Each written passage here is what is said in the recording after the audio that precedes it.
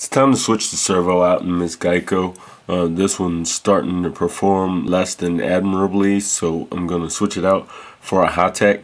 This is a HS55, not a particularly strong servo, but it is a direct fit along with the HS65. I happen to have one of these, and knowing that it's a direct fit, I'm going to go ahead and toss it in. Team Baxter. So I'll pull this out of the pack. There's a couple horns in it and not much more. So you can see it sits right there, same size and all. Get bolted down. There's a couple horns in the bag. I'm gonna have to modify one of these in order to get it to work on this boat.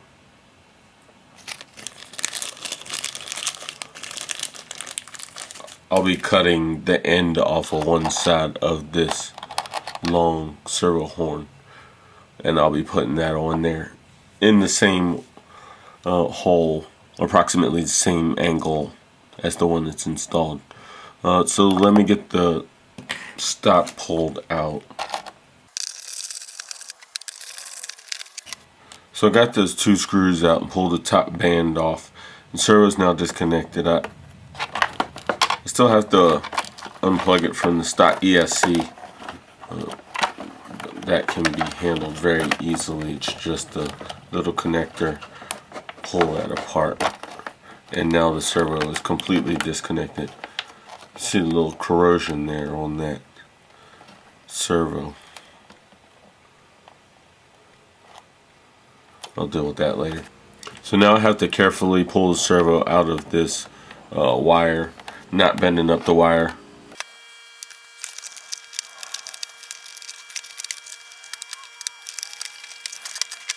I had a few problems getting the horn off of this rod, so what I ended up doing is taking the servo out altogether and separate it, and I'll set it to the side, and now I can manipulate this horn off of this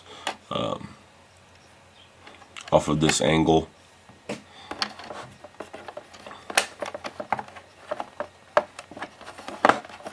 So just coax it around this rod and get that off. So there's the old horn. What I'm going to do is match the whole location of the old horn with the new horn. It's going to be approximate, but we'll get it pretty close. You know, going to have to make that hole a little bit bigger to accommodate the rod. Cut off one side, and that will be my horn for the servo.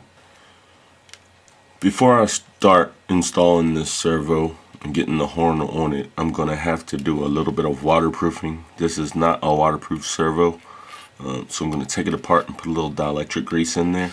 There's 4 screws on the bottom. Pull those out, and I'll fill this bottom chamber with dielectric grease around the board. And I'll also probably put a little bit of grease up top around the gears, kind of at the exit point so water doesn't come in.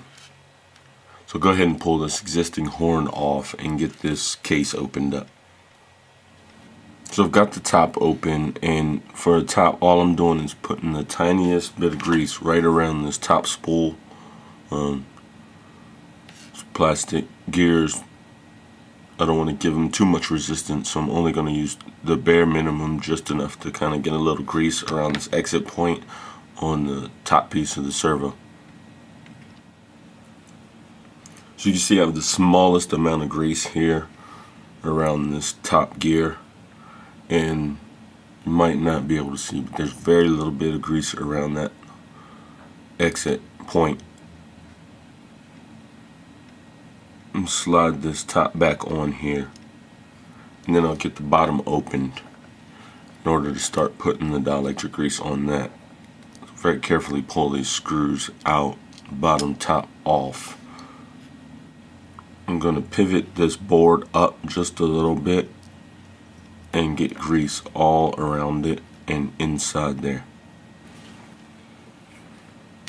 So I put a generous coating of dielectric grease inside the servo, also a little bit in the bottom, so that it smushes up against everything when I put the put the case back on. Make sure I got the holes cleaned out just a little bit, so then I'm not pushing grease up in there. And I'm going to go ahead and make sure this top is the same way as I took it off, but gently align the holes and get that pushed back in. See that grease pushing out? It's exactly what I want. Go ahead and sink these screws and our servos back together.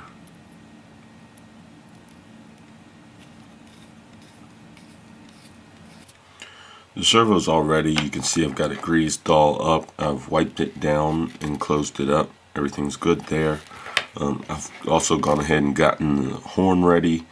As I said before, I cut one end of this horn off, approximately matched the linkage holes, and took my hobby knife and spun it around in this Hitec servo horn just 2 or 3 times to kind of widen that hole a little bit. And that's all you really need to do to get that horn ready. So now we're pretty much basically where we were with the first horn with this new horn. Real simple. I just took my side cutters and clipped that one side off.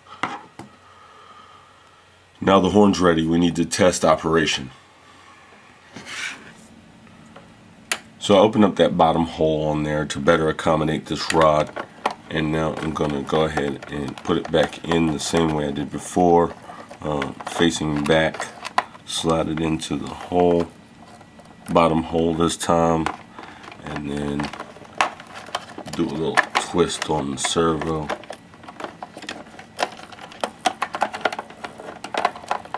This little Miss Geico is not the easiest craft to work on, just due to the size constraints and large hands, etc. But with a little perseverance, you can get her in there, and it's a direct fit. You can see she's fitting right in there. Actually, just a little bit loose, so I'm going to take a little bit of double-sided tape. I'm going to drop one small square right underneath this servo.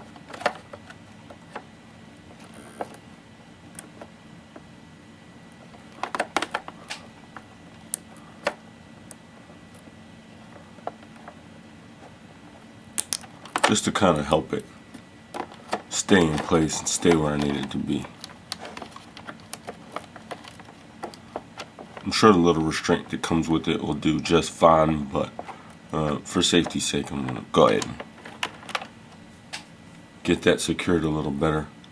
Just move it around, confirm proper operation. The rudder's working pretty good. So I'm going to go ahead and get it strapped down.